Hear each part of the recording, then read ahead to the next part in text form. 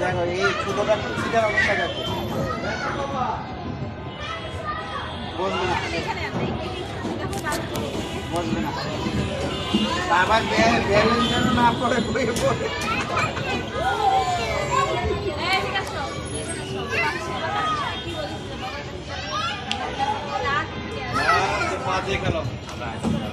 চালাই দেখতে চালাই না